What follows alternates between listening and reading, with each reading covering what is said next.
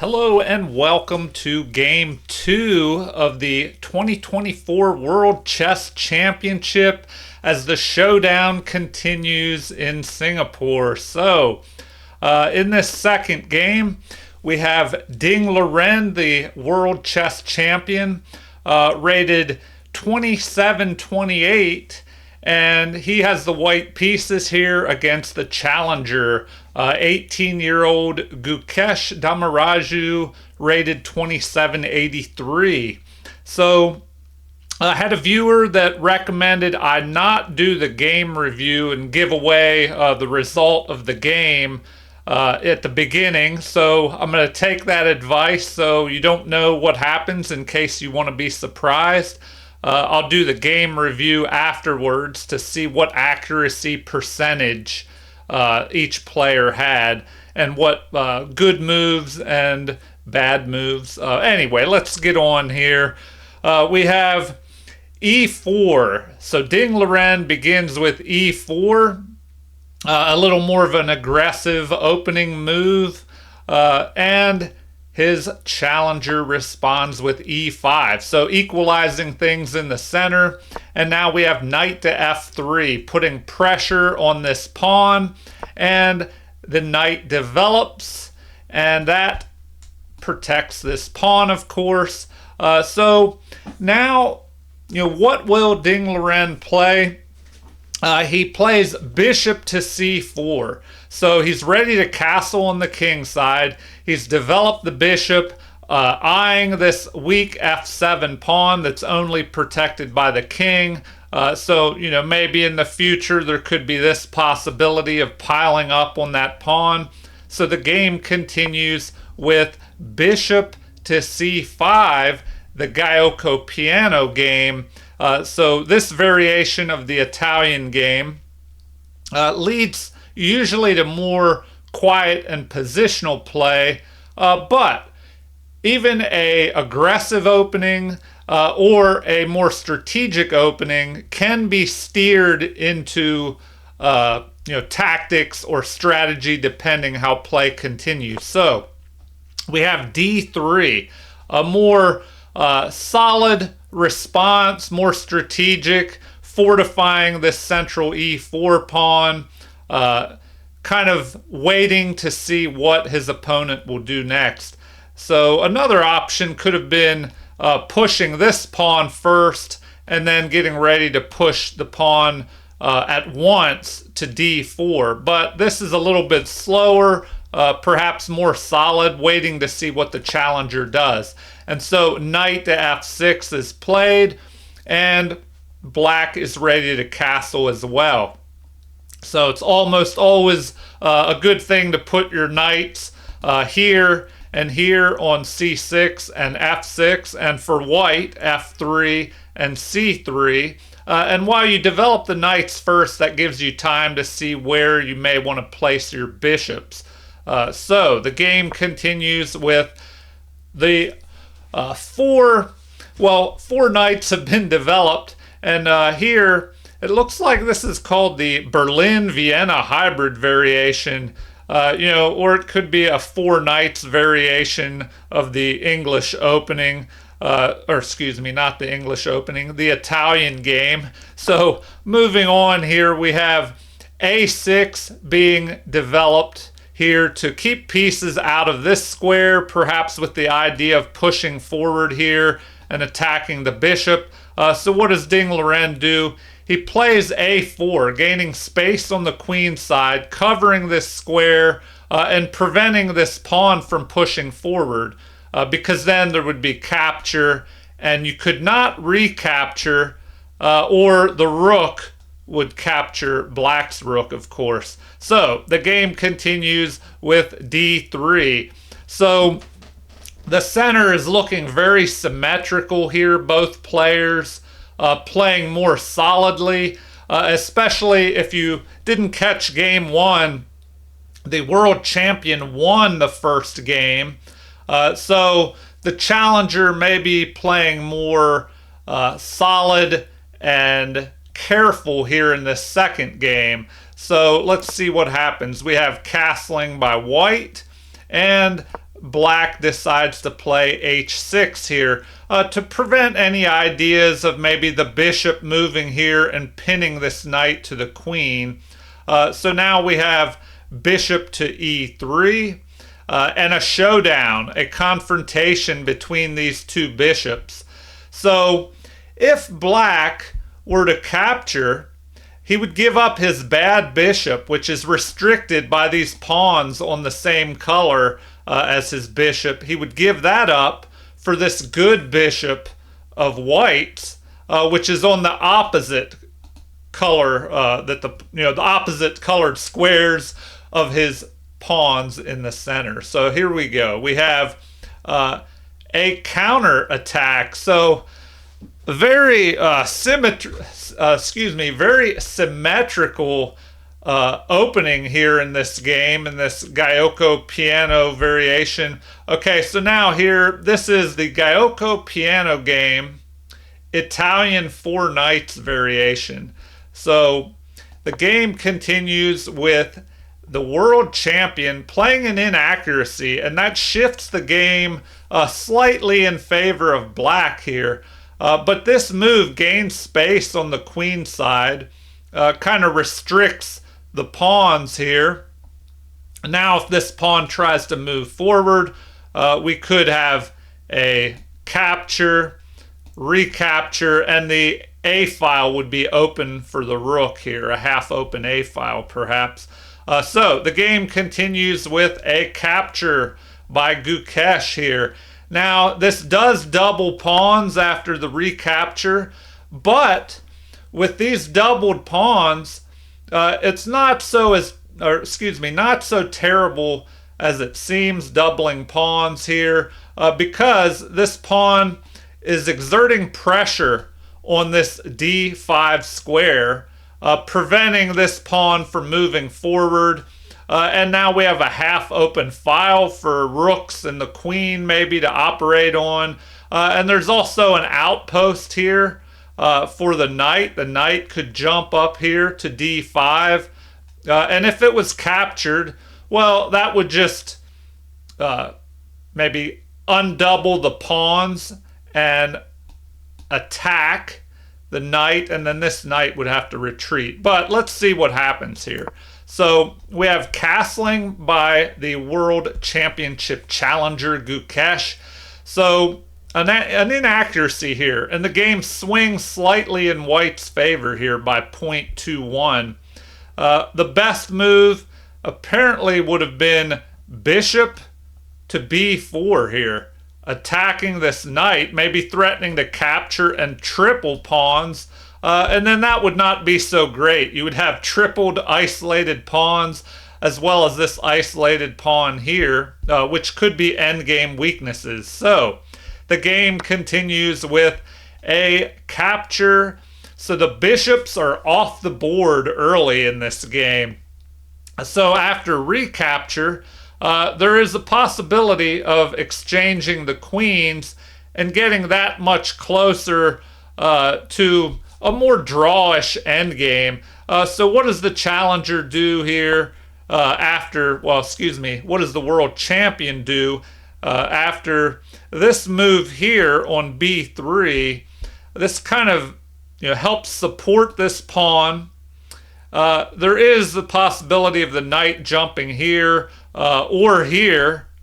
Of course, the knight is covering this. So let's see what happens next. Well, the World Championship challenger Gukesh exchanges the queens off the board. So now we have a rook centralizing, grabbing the open file, which is almost always a good idea for the rooks. But now we have a fight for this open file. The rook, which was not doing much at all in the corner, centralizes, attacking white's rook here. So interesting move. The rook retreats to the side, not wanting to just exchange down material. So quite an interesting move. The computer recommended knight to e1 as being best. If the knight moves here, it gets out of the way of this f-pawn. The f-pawn could, maybe push forward here, fortifying this pawn, covering this square, keeping the knight out of the position, so it can't move forward. So let's see what happens next. The knight jumps into the center, into enemy territory, grabbing this outpost square. Of course, the knight here could capture. So what does Ding Liren do? He drops back, playing that excellent move. He further fortifies this pawn. That way, if this rook wants to move back to the center, that's a possibility, and the pawn would be protected. But the knight also gets out of the way of this pawn, which, as I mentioned earlier, can push forward to help fortify the e4 pawn. So the game continues with rook to d6, preparing to double up on the open file, which can be dangerous, having doubled rooks on an open file. So what will Ding do about this? He brings his king towards the center, which is usually a good idea as you're going into an end game. Now, we're still kind of in a middle game, but I don't know, it's getting close to an end game, and queens are off the board. So if the queens are off the board, it's not as dangerous to move your king towards the center here. And that can make a big difference. This king could be an extra active piece if it moves towards the center in the future, whereas Gukesh's king is still, kind of out of play here on the king side. All right, pawn to g6 here, giving his king a little bit of breathing room, maybe with an idea of moving the king up. And then if this knight moves, the king could kind of venture out into the board here on the king side. So the rook moves back to the open d file, trying to maybe get ready for a fight in the center here. So the rooks have doubled, and now we have f3, fortifying the pawn, preventing the knight from moving forward here. So king steps up, and now we have white's king stepping up as well, getting closer to the action for the upcoming endgame. All right, how will this game continue? Well, now we have h5, gaining a little bit of space on the king side. And so the world champion drops his knight back and eyes his opponent's knight, because leaving this knight on this fine outpost in the center of the board and in Ding Liren's territory, it can be dangerous. And Bobby Fischer even recommended that anytime your opponent places their pieces, well, I shouldn't say anytime, but usually when your opponent places an enemy piece in your territory, you would do well to knock that piece out, either force it back, or if that can't be done, capture it, exchange it off, get it out of your territory. So the game continues with the knight dropping back, and now we have rooks on the open file here. Doubled rooks attacking, threatening to capture and go up in material here. So what is played next? Well, now we have the rook stepping forward, but also helping back up the rooks here. And what does Gukesh decide to do here? Well, he could exchange rooks off the board and go into a pawn and knight's endgame. So let's see what he decides here. He presses forward, blocking up the central d file, placing his knight once again on that fine outpost square. And how does Ding Liren respond? Well, he drops back, once again threatening to capture this fine knight on d4. So now we have the knight dropping back again. So once again, placing pressure on this rook. So, if the first rook would capture, of course, the second would capture, and then this second rook would go ahead and material by capturing. So the knight moves forward, and according to the computer, this is the best move to play. So, will we have a repetition of position for a draw? Let's find out. So, yes. This is where the game ended in a draw after repeating the position on the board 3 times. So, it looks like an early draw after 23 moves.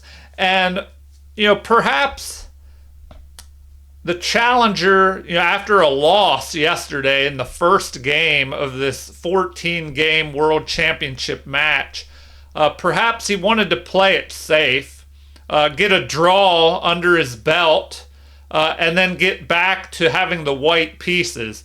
Because a draw with the black pieces is fine. Usually, white has the slight advantage of moving first. And so Gukesh probably thought, well, I'll just take the draw, go into the third game with the white pieces, and try for a win with white. So now, at the advice of my viewer, I'm going to do the game review here now instead of waiting, excuse me. In the first game, I did this game review before. So let me go back here. This right here.